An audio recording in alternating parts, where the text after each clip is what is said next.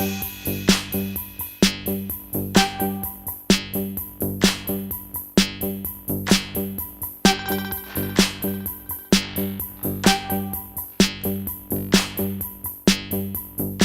vou falar sobre o que é o Bitcoin, tá? Como ele funciona, o que torna ele tão interessante. E mais importante, o foco da minha palestra é tentar dar uma explicação num nível um pouquinho mais aprofundado para que vocês sejam capazes de diferenciar o que o Bitcoin tem de diferente em relação a quase todas as outras coisas que vocês já ouviram na vida de vocês. Vocês provavelmente já ouviram várias definições sobre o que é o Bitcoin. Todas elas são mais ou menos certas e mais ou menos erradas. E a gente vai tentar desenrolar isso aqui. O que eu não vou falar? Eu não vou falar para vocês sobre como comprar, vender e quanto o Bitcoin vale. Razão simples. O João vai falar isso para vocês em muito mais detalhes do que eu jamais poderia. O João trabalha numa casa de câmbio, ele é o camarada que sabe disso. Eu não vou falar para vocês sobre como ganhar dinheiro com isso, porque o Safiri vai fazer isso para vocês. Okay? Ele é o homem do dinheiro, tá? Vocês estão aqui com um dos maiores especialistas do mundo em Bitcoin, o camarada que mais rodou o mundo falando e aprendendo sobre Bitcoin. Aproveitem o que vocês puderem dele. Uma coisa que eu também não vou falar é como ganhar muito dinheiro, apenas pelo fato que eu não sei. Tá? Eu espero que alguns de vocês descubram, tá? E nos contem, de preferência. Eu imagino que talvez, é bem capaz, pela história que vou contar, é bem capaz de, aqui nessa sala, estar o próximo Mark Zuckerberg do Bitcoin. Como economizar dinheiro com isso? Tem um ganhar demais, agora que eu vi. Tá? Como economizar dinheiro com isso? Isso vai ser o que o Anderson vai falar, então eu também não vou falar disso. O nado negro da força e as coisas que costumam dar errado no mundo de Bitcoin vai ser o que o Ricardo, que está ali na porta, vai falar para vocês daqui a pouco. Okay? É quase impossível você falar de Bitcoin sem entrar um pouco em implicações sócios, políticos, econômicas. Eu vou tentar evitar fazer isso. Eu vou tentar, nessa apresentação, criar uma ficção conveniente de que o Bitcoin existe desacoplado do resto do mundo. E existe uma razão para eu fazer essa ficção, porque fica mais fácil de entender. Toda vez que você tenta entender Bitcoin, ele naturalmente começa a te puxar outras coisas de economia, de política, etc. Tudo mais, e aí embola o meio de campo. Tá? Eu vou tentar desembolar esse meio de campo para vocês. Okay? Uma das coisas que costuma acontecer nessas palestras, tá, é o seguinte. Eu conheço algumas das pessoas que estão aqui pessoalmente, são pessoas extraordinariamente inteligentes. Pessoas inteligentes têm um vício terrível. Eles ficam o tempo todo tentando descobrir o que a gente vai falar em seguida. A história que eu vou contar é bem estranhinha. E vocês vão aproveitar muito mais se vocês se permitirem ouvir o que eu vou falar e não tentarem adivinhar onde eu vou em seguida. Okay? Simplesmente assimilem, porque eu vou bem rápido. Se vocês tentarem adivinhar onde eu vou em seguida, vocês vão perder o que eu estou falando em seguida. Certo? Então vamos lá. Uma rapidíssima definição de Bitcoin. Tem gente que diz que Bitcoin é uma moeda virtual. Eu não gosto dessa definição porque ela não fala da essência do Bitcoin. Tem várias outras moedas virtuais na nossa vida. Tem DOTs, tem ponto de milhagem, tem uma série de outras coisas. É correto você dizer que ele pode ser encarado como uma moeda virtual, mas é incompleto, é vago, né? Não é distinto. Tá? A gente pode também encarar Bitcoin como uma rede de pagamento via internet, mas também não é bem isso. É isso também e não é bem isso. E essas definições imprecisas é que dão um nó na cabeça da maioria das pessoas. Né? A definição mais correta que eu consigo dar de Bitcoin para vocês, em 4 palavrinhas simples, tá? Que costuma ser a quantidade de atenção que a maioria das pessoas consegue despender para as outras hoje em dia, é que o Bitcoin é um programa de computador. Mas é também outra definição muito vaga, porque programa de computador quase tudo é hoje em dia. Né? Então, a gente tem que falar um pouquinho mais. Eu não consigo definir para vocês Bitcoin em 4 palavras, mas eu consigo definir para vocês Bitcoin em um parágrafo. Tá? E, para mim, Bitcoin pode ser definido como um programa de computador, eu já tinha dito isso antes, que cria na internet uma rede global de notarização de transações, uma rede global de notarização de transações. Ele notariza transações, transações essas que transferem valor entre partes distintas, entre pessoas, entidades e tudo mais, com as seguintes propriedades. Ela é descentralizada, ela é de livre ingresso, ela é transparente e com auditoria automática e contínua. E todas essas propriedades estão juntas de uma forma tal que torna colaborar mais lucrativo do que trapacear. É feito de uma forma tal que, se você tentar trapacear, você quase sempre não vai conseguir o seu objetivo. E se você colaborar, quase sempre você vai conseguir o seu objetivo. Okay? Uma boa parte desse resto da minha palestra, tá, tem a ver com justificar esse parágrafo. Esse parágrafo é bem grande, eu falei um monte de coisa. E eu vou passar uma boa quantidade de tempo tentando explicar para vocês por que isso. Essa história que eu vou contar, como eu vou falar para vocês, é um pouco esquisita e não se sintam mal se vocês tiverem dificuldade em digerir isso no primeiro momento, porque é uma coisa genuinamente nova na ciência da computação. Eu entrei, inclusive, nessa história de Bitcoin, porque o protocolo Bitcoin que eu vou pincelar agora para vocês é talvez a única novidade genuína que aconteceu em ciência, em segurança da informação nos últimos 10 ou 20 anos. Tá? Todo o resto que a gente tem visto é meio que mais do mesmo. E essa é genuinamente uma novidade. E por ser uma novidade, vai soar um pouco esquisito. Ok? Então vamos lá. A rede Bitcoin, ela tem essas características interessantes. Ela é descentralizada e de livre ingresso. Qualquer um pode participar, você pode entrar e sair. Você não precisa pedir permissão para ninguém. Você não precisa se registrar, você não precisa dar seus dados pessoais, você não precisa fazer cadastro.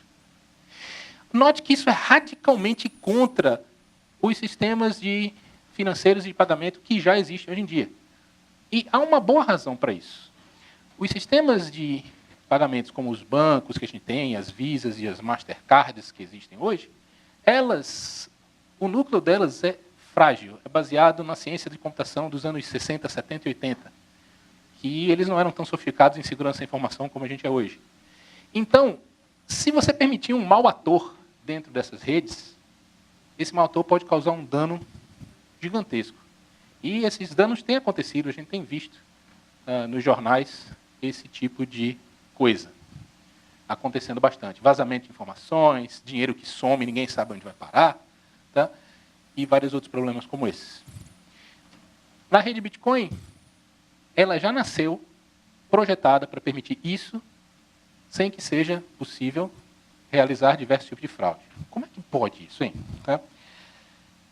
Então, eu vou falar para vocês hoje sobre essa partezinha da nossa apresentação, vai ser sobre como é o núcleo da rede Bitcoin. Vocês provavelmente, aqui vai ser talvez o primeiro e talvez o último lugar que vocês vão ouvir falar do núcleo da rede Bitcoin. Depois que você entende esse negócio aqui, você pode passar para as coisas mais divertidas, tá? Como as verdadeiras aplicações, que é o que os outros palestrantes vão falar. Mas pelo menos uma vez eu acho importante vocês ouvirem do núcleo da rede Bitcoin, para vocês saberem do que ela é tão diferente do que já existe tradicionalmente. Tá? Para falar do núcleo da rede Bitcoin, eu vou ter que invocar algumas coisas que vocês já conhecem. Mas vocês não vão viver nesse núcleo. Vocês vão viver provavelmente na periferia da rede, tá? Nas aplicações da rede, da mesma forma que a gente vive hoje na periferia da internet. Tá? Quase nenhum de vocês se preocupa muito sobre qual é o link transatlântico que liga a internet do Brasil com a internet do resto do mundo. Você simplesmente acessa seu site e pum, funciona. Tá? Alguma empresa de telecom já cuidou desse aspecto do núcleo para você. Você está interessado em acessar o Facebook, postar suas fotos, colocar no Instagram, tudo mais. Você está interessado nas aplicações. Na rede Bitcoin vai ser muito parecido. Vocês vão usar as aplicações que esse núcleo permite. Mas o núcleo tem que ser bem bacana. E eu vou tentar explicar, pelo menos para vocês ouvirem uma única vez, o que é esse núcleo. E para ouvir falar desse núcleo, eu vou invocar uma coisa que vocês já ouviram falar, que são os chamados dígitos verificadores. A rede Bitcoin usa dígito verificador bastante. O dígito verificador que vocês provavelmente todo mundo conhece é o do CPF e CNPJ. Esses dois dígitozinhos aqui no final. Esse é o número de CNPJ e CPF que eu gerei aleatoriamente. Ele não existe, não é de nenhuma pessoa. Por isso eu me senti confortável em me apropriar dele. Mas é um número como outro qualquer e termina com aqueles dois dígitos verificadores. Vocês sabem que existe, vocês provavelmente ouviram falar que existe um procedimento de cálculo que você coloca esses números aqui, que a gente chama de mensagem, dentro de um processo matemático que está representado por esse simpático moedor de carne, tá? E o que sai são dois numerozinhos ali. O que é legal dos dígitos verificadores, tá? Eles são uma forma de uma coisa que os cientistas da computação chamam de hash, é que eles tornam as coisas auto-autênticas. Então, existe um número correto e os outros são inválidos, você pode checar. E se você alterar qualquer um dos dígitos aqui, invalida esse número, portanto, a gente detecta que houve um erro. Isso dentro de uma margem de probabilidade, blá, blá, blá. Especificamente para o caso de 2 dígitos, ele acerta mais ou menos uma vez em 100. Tá? Mas, desculpa, ele deteta, tá? Ele erra uma vez em 100 aproximadamente e acerta uma vez em 99 em média. Então, os dados ficam meio que auto-autênticos. Okay? A gente pode, naturalmente, acho que não é nenhuma surpresa para vocês, que a gente podia pegar esses dígitos verificadores aí, esses números, essas mensagens, e aumentar o tamanho delas. A gente pode, por exemplo, aumentar o tamanho da mensagem e colocar uma mensagem bastante mais longa. Mas o processo de cálculo é mais ou menos o mesmo, a gente pode repetir e daria outro resultado que vocês estão vendo aí. Se vocês procurarem na internet como é que é feita essa conta, etc., vocês vão ver que esse resultado que eu calculei, esse dígito 90, está certinho, tá, de acordo com o procedimento de cálculo do CPF. Tá? Outra coisa legal é que no mundo dos computadores, tudo são números. Tá? Eles podem ser qualquer coisa, eles podem ser fotos, sons e vídeos, tudo isso transforma-se em números no fim das contas. Então você pode tirar o dígito verificador de uma foto, o dígito verificador de um vídeo, o dígito verificador de uma música MP3, o dígito verificador de um som, de absolutamente qualquer coisa. A gente vai tirar muito dígito verificador aqui. Tá? E outra coisa que a gente pode fazer é alongar o tamanho dos dígitos verificadores. Aqui eu aumentei e coloquei dígitos verificadores de 6 dígitos. Quando a gente aumenta o número de dígitos dos dígitos verificadores, o que acontece é que a probabilidade dele falhar diminui bastante e a quantidade de duplicatas também tende a 0, quanto maior for o tamanho dele. Isso é uma propriedade extremamente útil, extremamente importante, tá, para nós. E na rede Bitcoin, o pessoal levou isso a um certo extremo. A rede Bitcoin ela usa dígitos verificadores de 77 dígitos de comprimento, são muito, muito grandes. Significa algumas coisas. Entre elas, que a probabilidade de duplicatas é praticamente 0. Você pode gastar centenas de milhões de anos de computador até você achar 2 valores exatamente iguais de propósito. Isso também significa que a gente pode usá-los como um selo de validade, um selo de validação dos dados que a gente está trabalhando, e a gente também pode encará-lo como identificador único. Cada dado que a gente trabalha, a gente passa por esse procedimento de cálculo, que a gente chamou de hash, né, parecido com o dígito verificador. Ele gera um número que a gente pode, inclusive, usar como chave primária dos nossos bancos de dados, para a galera de banco de dados está aqui. Aqui está uma das grandes sumidades do Brasil em banco de dados, então eu estou tentando falar a linguagem dele aqui. Okay? Então a gente pode usar o valor direto do dígito verificador como se fosse a chave primária. E a gente vai usar esse truque bastante aqui. Então, entendemos dígitos verificadores. No que a gente entendeu dígitos verificadores, está na hora de a gente construir uma rede e já já os dígitos verificadores vão voltar à tona. Segura isso aí. Como é que começou a rede Bitcoin? A rede Bitcoin começou com um camarada chamado Satoshi Nakamoto. Não sabe ao certo quem é um pseudônimo de alguma pessoa, um conjunto de pessoas, não se sabe quem exatamente seja, é um grande mistério. Mas ele mandou uma mensagem numa lista de discussão por volta de 2009, dizendo mais ou menos assim, olha, eu estou trabalhando num sistema aí que pode ser usado para fazer dinheiro eletrônico e eu queria que vocês dessem uma olhada nesse programa e nesse paper que eu escrevi. E ele colocou na internet o programa dele rodando e criou o primeiro nó da rede. Isso aconteceu mais ou menos por volta do dia 3 de janeiro de 2009. Okay? O que faz um nó na rede Bitcoin? Elas fazem essas 3 coisas bem simples. Elas recebem transações de blocos, elas armazenam, validam e repassam só os válidos. A gente vai entender o que é um bloco válido e o que é um bloco inválido. E elas ignoram os inválidos. Isso já é uma mudança muito grande em relação aos sistemas de processamento de transações que existem hoje.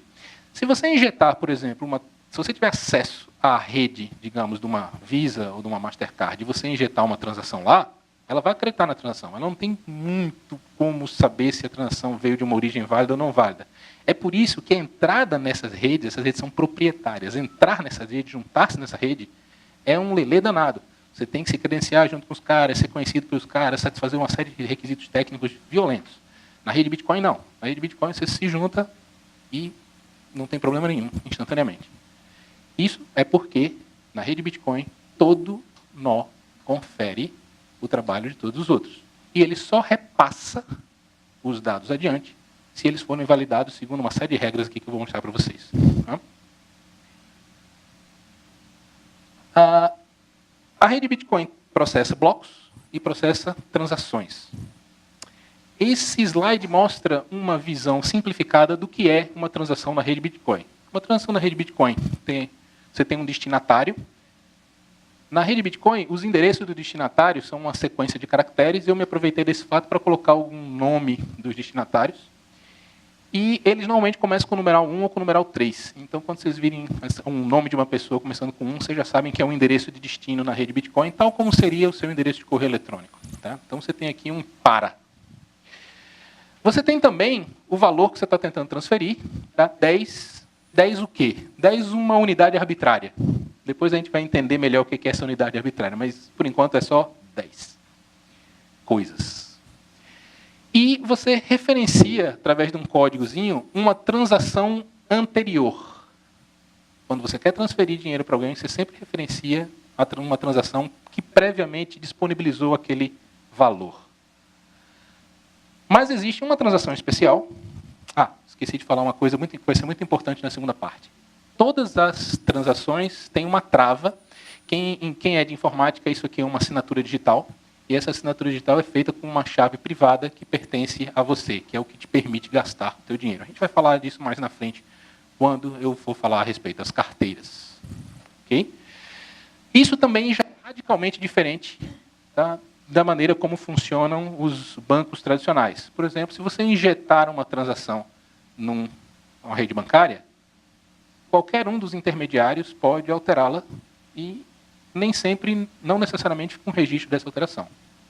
Outra coisa que os bancos podem fazer, e fazem regularmente, é criar novas transações por você.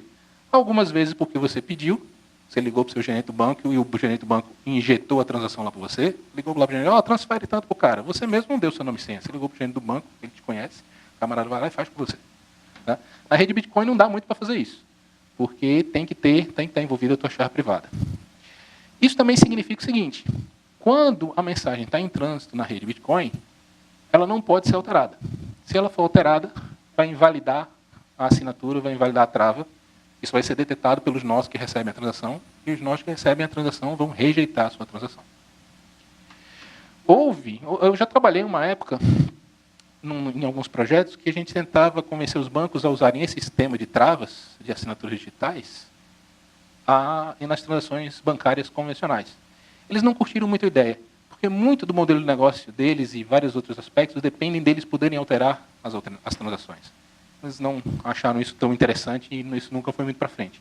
Além de que isso daria alguns poderes para os usuários que eles não necessariamente têm interesse em ter. Por exemplo, isso permitiria que você fizesse uma auditoria perfeita de tudo que eles fazem e detectar os erros deles. E eles não estão interessados em que vocês detectem os erros deles. Ok? Agora, existe uma transação especial, que é chamada transação Gênese.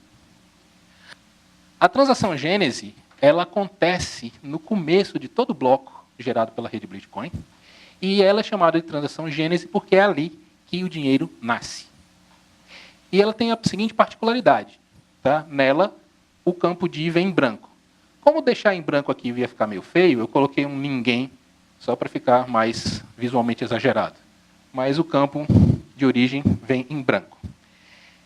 Isso é também uma coisa muito diferente no mundo convencional. Tá? Aqui na rede Bitcoin, eu consigo explicar para vocês, e é o que eu vou fazer nos próximos slides, exatamente como é que o dinheiro é gerado, como é que o dinheiro nasce. Eu estou estudando o sistema financeiro tradicional e algumas outras coisas há quase uma década, e eu ainda não consigo explicar para vocês onde o dinheiro nasce. Se vocês souberem, por favor, me contem, porque eu não aprendi ainda. Como é que o dinheiro é realmente fabricado? Os reais que estão na sua carteira. Tá, eles saíram de uma impressora da Casa da Moeda, mas sob que autoridade, sob que mandato? Tá? Eu sei que essas coisas têm escrito em algum lugar, mas é muito mais complicado e muito mais sutil do que você pensa.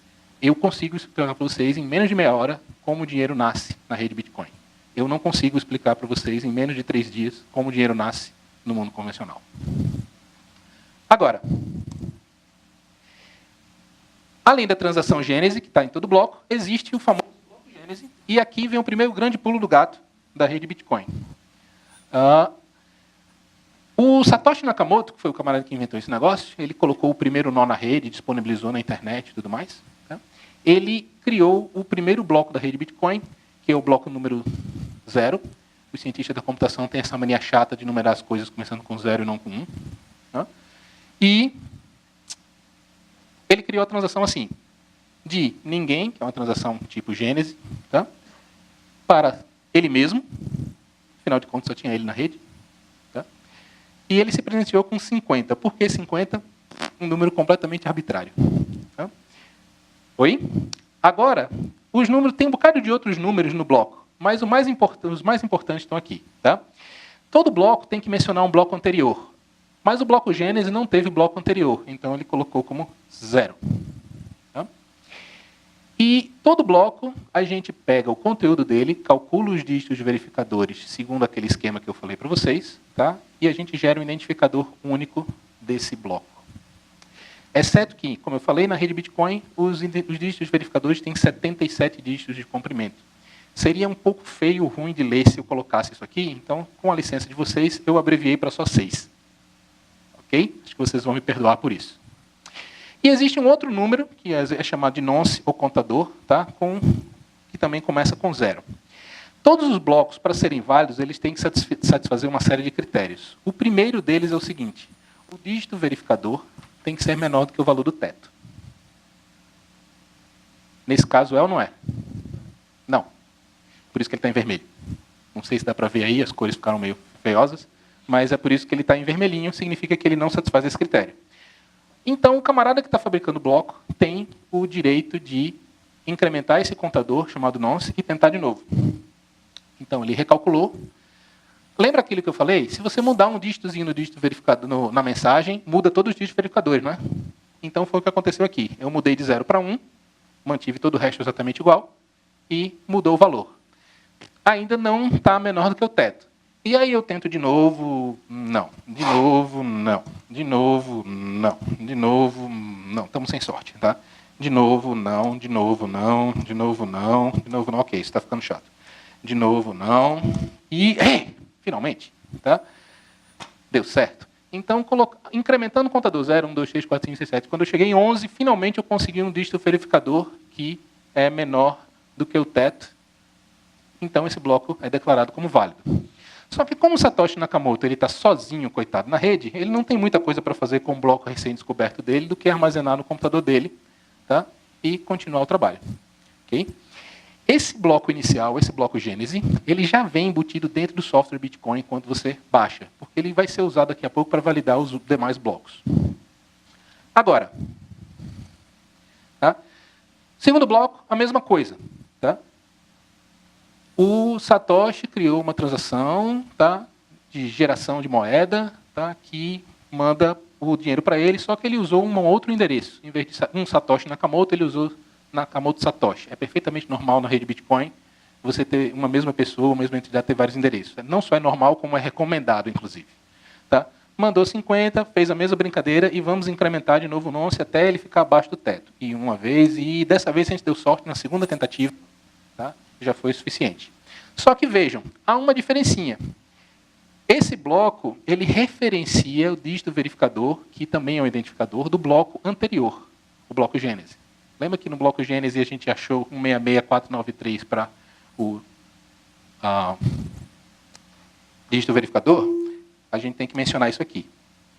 Esse novo bloco, quando ele é encontrado por esse processo matemático, ele é salvo no disco rígido do computador do Satoshi Nakamoto. Tá? E agora a gente tem o que a gente chama de um blockchain. Com 2 blocos a gente já tem um blockchain. Tá? Blockchain em inglês significa cadeia de blocos. Tá? E nada mais é do que os blocos encadeados pelo fato que o bloco mais da frente menciona o dígito verificador do bloco mais, tá, anterior a ele. Okay? Mas vejam que coisa interessante. Tudo isso aqui é cálculo de número verificador. Se aparecer alguém na rede tentando forjar algum desses blocos, por que não vai dar certo? Porque vai invalidar o dígito verificador.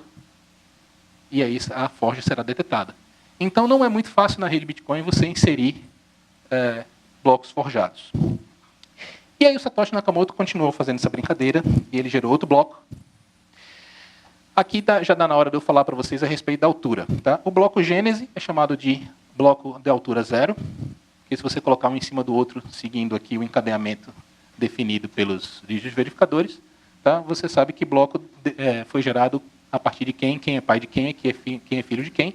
E se você ordenar bonitinho, tá? Um em cima do outro, essa analogia de um em cima do outro, o pessoal chama isso de altura. Né? Então, o bloco Gênesis tem altura 0, o primeiro bloco minerado teve altura 1, o segundo teve altura 2, e assim sucessivamente. E aí o Satoshi Nakamoto continuou com essa brincadeira, tá? Sempre respeitando essa regra de que o bloco seguinte menciona o bloco anterior, o dígito verificador do bloco anterior. Tá? Legal. Como eu falei para vocês, é perfeitamente normal a gente ter vários endereços de destino para a mesma pessoa. Okay? Aí um dia, um camarada chamado Hal Finney, ele viu o trabalho do Satoshi Nakamoto postado na internet e disse, vou brincar disso aí também. Tá? Então ele pegou, baixou o programa na internet, instalou e fez um segundo nó. E esse segundo nó começou a conversar com o do Satoshi Nakamoto. A primeira coisa que o nó do Satoshi Nakamoto fez foi o seguinte, olha, o que eu andei trabalhando foi o seguinte, ele começou a baixar todos os blocos que ele havia previamente descoberto e passou para o computador do Hal Finney. O computador do Hal Finney, tá, conferiu que está tudo certo, então ele repetiu essas contas todinhas de dígito verificador para se convencer que estava tudo certo. Beleza, as contas batem. Tá? E começou a brincar também. No que ele começou a brincar também, ele começou a tentar criar blocos ele mesmo. Então agora tem dois caras na rede tentando criar blocos, o Satoshi Nakamoto e o Hal Finney. É claro que as pessoas são egoístas, então eles mandam dinheiro para si mesmos. O Satoshi Nakamoto está tentando mandar o dinheiro para si próprio e o Hal Finney está tentando mandar o dinheiro para si próprio. Ok? E eles começam essa brincadeira de incrementar os nonces e ver se o teto se o dígito verificador fica abaixo do teto. Acontece que o Satoshi Nakamoto tem um computador mais rápido que o do Hal Finney, então ele computa mais rápido. Enquanto o Hal Finney ainda está no número 1, o Satoshi Nakamoto já está no número 2, e o Satoshi Nakamoto vai para frente, número 3, o Satoshi Nakamoto ganhou a corrida. Tá? E o Satoshi Nakamoto ganha mais uma vez. Tá? Que bicho danado. Tá? O Satoshi Nakamoto, ao descobrir esse novo bloco, tá, conta da novidade para o Hal Finney, e o Hal Finney descobre que perdeu essa rodada da corrida. Okay? Ele recomputa, faz as mesmas contas para ter certeza que não houve trapaça, tá? E ao fazer isso, eles partem para a disputa pelo bloco número 5. Dessa vez, tá, por uma sorte inacreditável, o Hal Finney ganha. Então o Hal Finney ganha esses 50 itens, 50 valores aí que foram criados. Okay? E o bloco 5 fica assim. A brincadeira se repete, eles ficam no bloco 6, o Satoshi Nakamoto ganha de novo, bloco 7, o Satoshi Nakamoto ganha de novo. Tá? É um bicho danado esse Satoshi. Tá?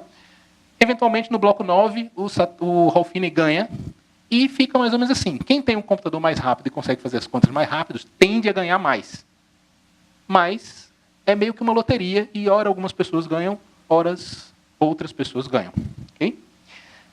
E se acontecer de fechar dois blocos exatamente ao mesmo tempo? Tá? E aí está uma das sacadas de gênio dele. Imaginem que na disputa pelo bloco 10, tanto o Satoshi Nakamoto quanto o Hal Finney, eles acharam aproximadamente ao mesmo tempo, com diferença de microsegundos, tá, soluções válidas para os blocos, ou seja, aquelas em que os dígitos de verificadores, tá, sejam menores que o teto. Tá? Como é que a gente quebra o empate? Tá? A gente faz como no tie-break do vôlei. A gente deixa para o próximo ponto. Ok, existem agora duas versões do blockchain. Uma que vai para cá, que é do Satoshi Nakamoto, e outra que vai para lá, que é do Hal Finney. Eles empataram aqui. Mas, nesse exemplo, o Satoshi Nakamoto conseguiu achar o bloco de altura número 11 antes do Hal Finney. Então, o Hal Finney perdeu mais uma vez e o Satoshi Nakamoto ganhou. Então, é assim que é a resolução de disputa na rede Bitcoin. Tá? Na rede Bitcoin, a resolução de disputa é a seguinte. Quem criar mais rápido a cadeia mais longa, ganha. E os outros que tiverem criados versões menores e mais curtas dessa cadeia, perde. Ele abandona o trabalho que fez, esses perdedores abandonam o trabalho que fizeram até então e todo mundo converge para seguir a cadeia mais longa. Então, ao que deveria virar uma árvore, é endireitado e vira uma cadeia. E aquele outro bloco que foi descoberto anteriormente, ele é dito órfão. Tá? Ele é abandonado e as pessoas não trabalham mais em cima dele. E por esse processo, a gente vai seguindo cada vez mais a geração de blocos. Esse é o processo na rede Bitcoin pelo qual o dinheiro nasce. A rede Bitcoin é calibrada para gerar novos blocos a cada 10 minutos aproximadamente. Então, a cada 10 minutos estão sendo gerados novos 50 Bitcoins. Eram gerados novos 50 Bitcoins. Pois bem, a gente já sabe como o dinheiro nasce. Agora, eu preciso só contar para vocês como é que a gente manda dinheiro de uma pessoa para outra. E isso é feito da seguinte maneira. A gente preenche o campo DI com uma referência a uma transação anterior, onde esse dinheiro foi criado, ou usado, ou movido. Então, por exemplo, tá? Na transação 0 do bloco 176091, saída 0, tá? Eu quero pegar esse dinheiro. Que dinheiro é esse? Tá? Aí a gente tinha que consultar lá no banco de dados que indexa os blocos, tá? E a gente vai descobrir que foi o bloco número 9. Tá? Como é que eu sei que foi esse bloco? Porque olha aqui, ó, bloco 176091, o dígito verificador desse bloco é 176091. Então eu sei que o dinheiro vai sair daqui desse bloco. Tá? Esse bloco só tem uma transação, que é essa transação número 0. Então a gente vai tirar o dinheiro dela. Tá? E ela só tem uma saída, que foi aqui onde o Satoshi Nakamoto se auto-presenteou com 50 bitcoins. Okay? Então a gente vai tirar o dinheiro daí. E esse dinheiro, esses 50 bitcoins, a gente vai dividir da seguinte forma.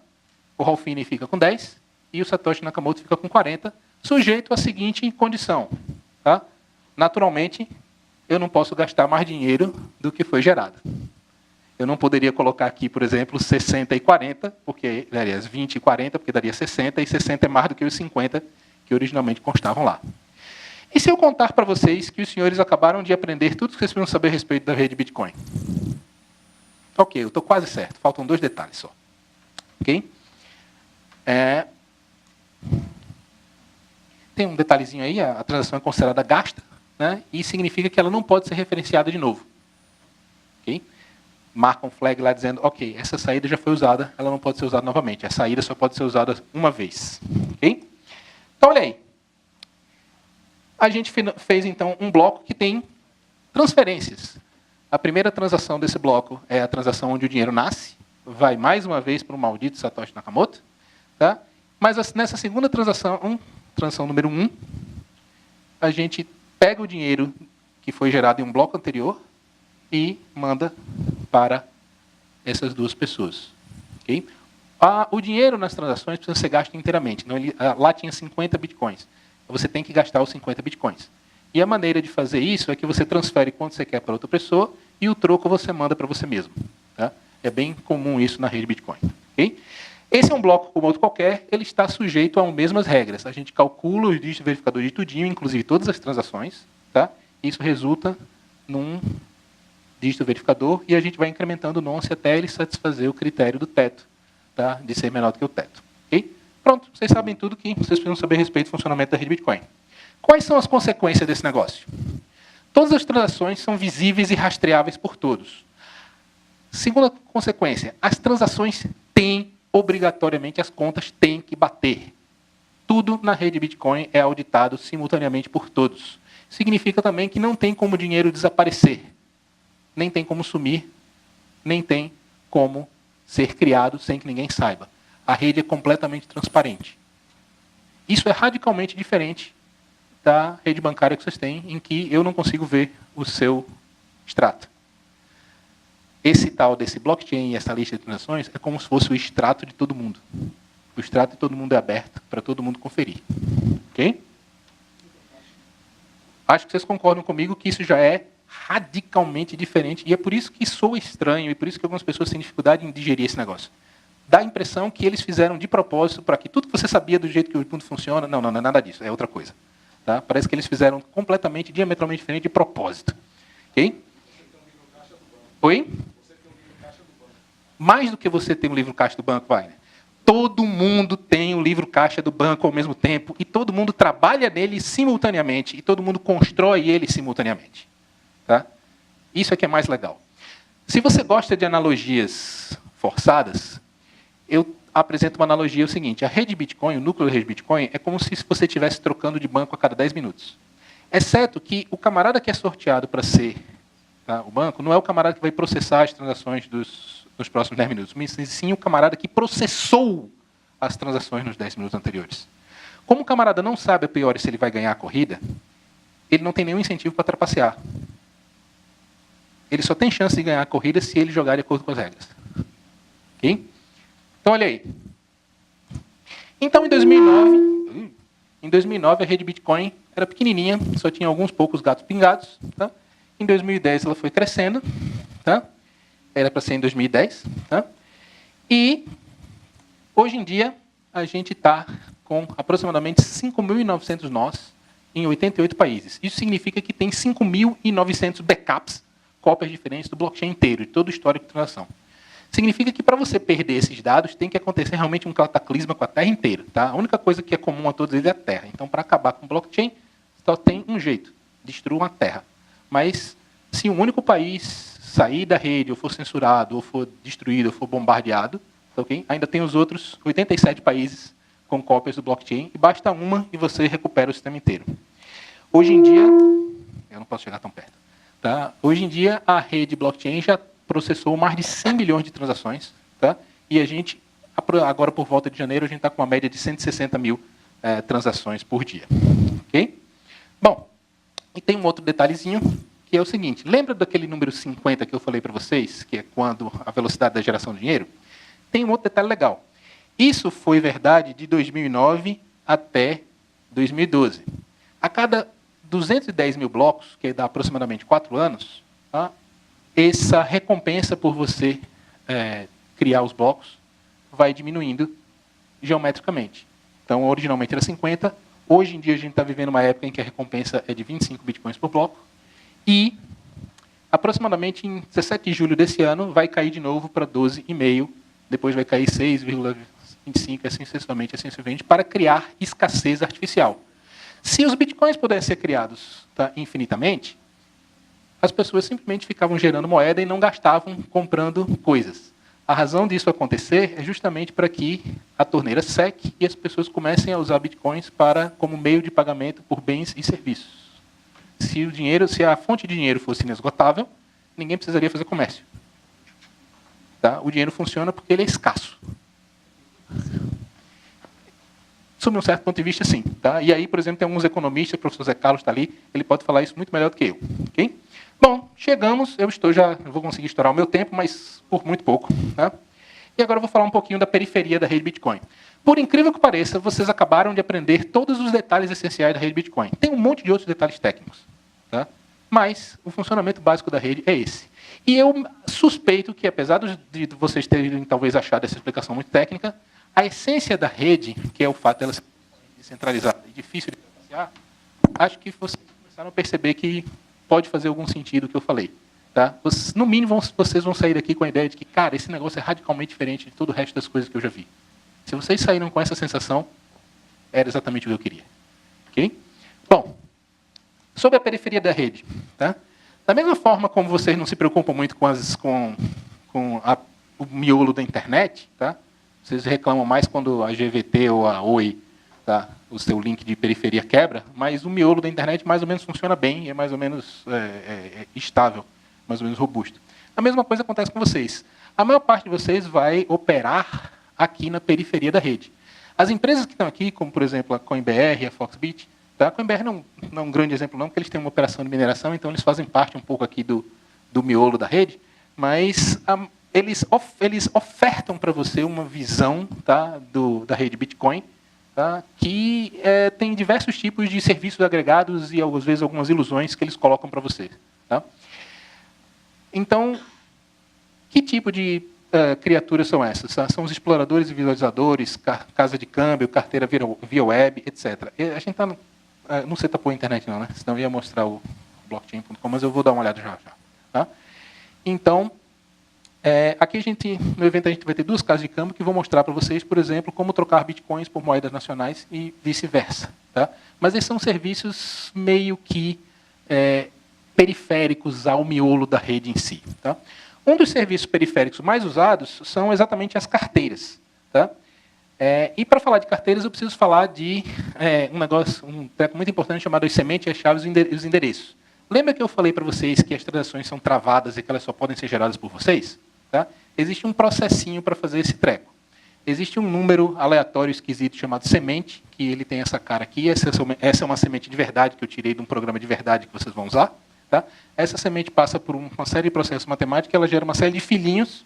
Esses filhos geram esses camaradas aqui em vermelho, são as chamadas chaves privadas, que passam por um outro processo matemático, vocês não precisam saber qual é, tá? Que geram os endereços, tá? Bitcoins de vocês. Com esse processo, vocês geram os endereços Bitcoins. E esse endereço Bitcoins é como se fosse o número da sua conta na rede Bitcoin. Você dá esse número a outras pessoas para outras pessoas poderem te mandar dinheiro. Ok? Como se fosse seu e-mail, seu número de telefone, você precisa passar para as pessoas para elas poderem entrar em contato com você. Tá? E é importante lembrar, os endereços Bitcoin são públicos. Vocês têm todo o endereço em publicados, não tem problema nenhum. Mas há uma diferença entre os endereços Bitcoin de verdade e aqueles que eu usei no exemplo anterior. Tá? Que é esse ponto aqui. Os endereços Bitcoin não contêm seus dados pessoais. Eles não têm nenhuma relação com você. É por isso que você pode ter um livro aberto, tá? O extrato completo aberto, e ninguém saber quanto dinheiro ninguém tem, porque os endereços Bitcoin não revelam quem são as pessoas. Se você acessar algum serviço que te pede, tá? Nome, senha, CPF, etc. e tudo mais, pode ter certeza que ele é da periferia. Ele não é da rede Bitcoin. A rede Bitcoin não te pede dados pessoais. A rede Bitcoin não precisa de aprovação. A rede Bitcoin, você simplesmente baixa o programa, roda e está funcionando. Ok?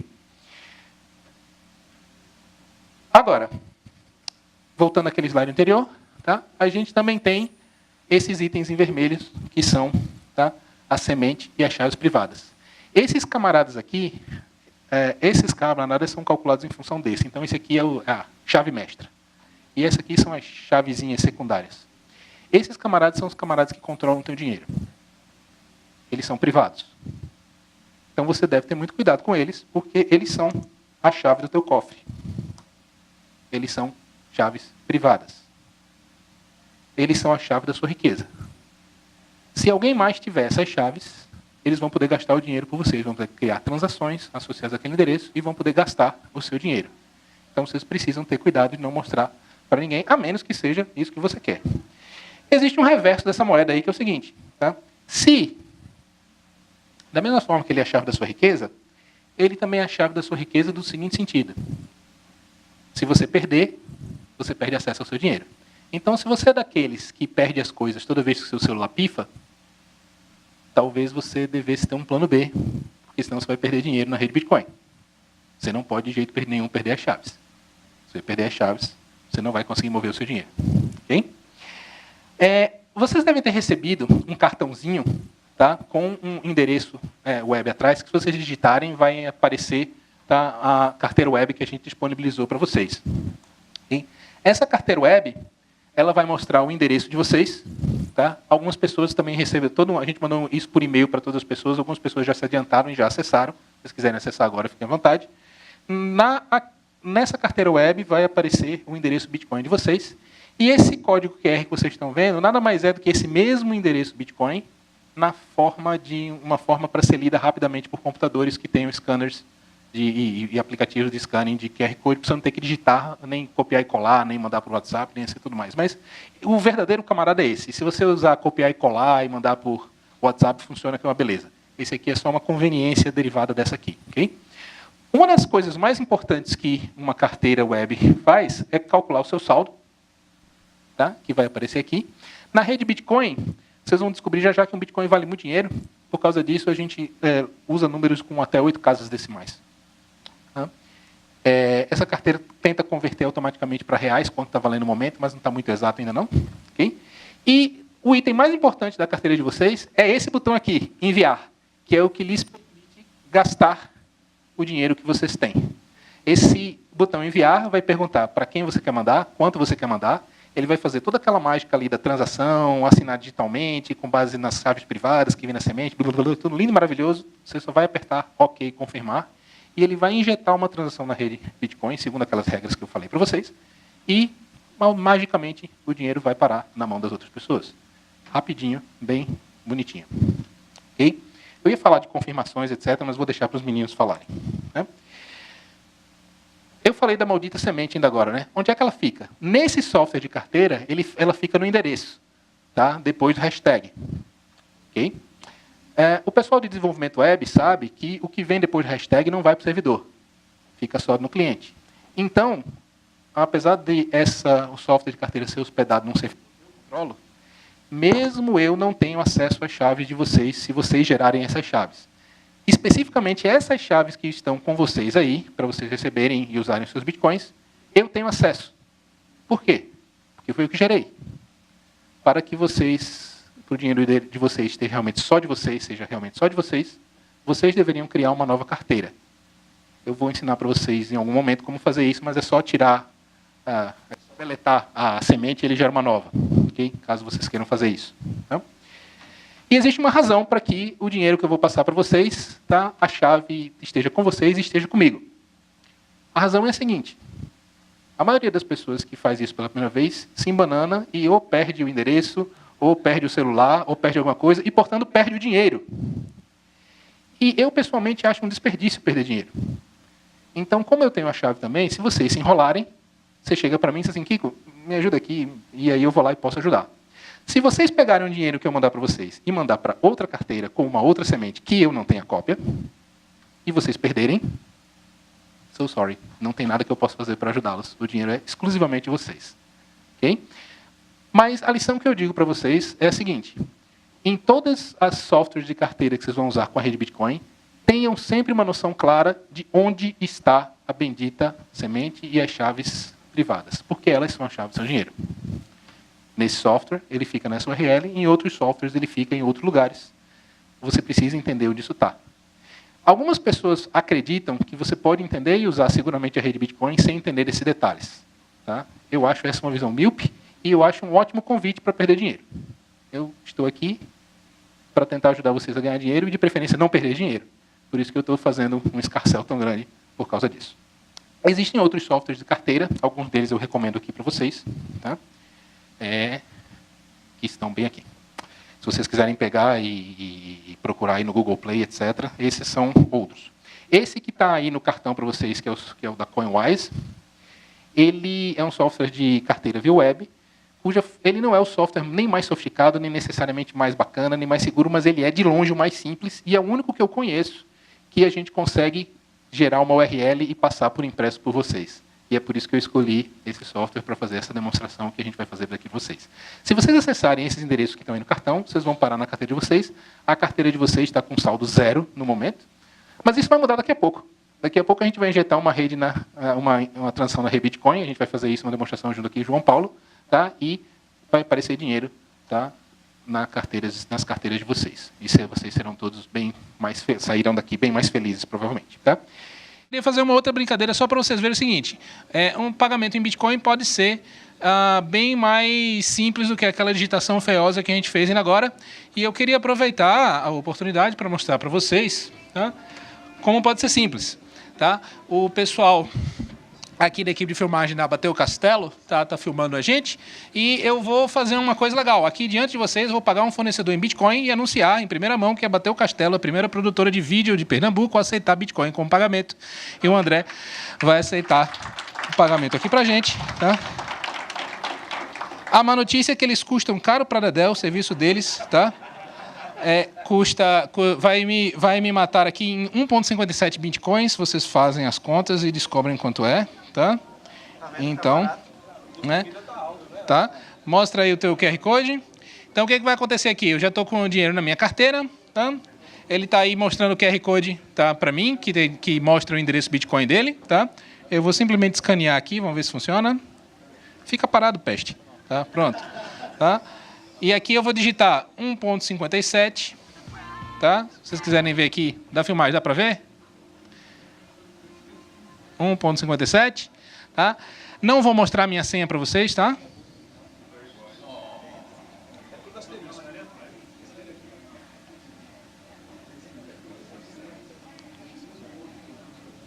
Por enquanto nada ainda. Calma, tá transmitindo aí, tá? Estamos por conta da internet. Vou mandar o financeiro. Tá? Mostra o... Sim, cadê minha nota? Caramba.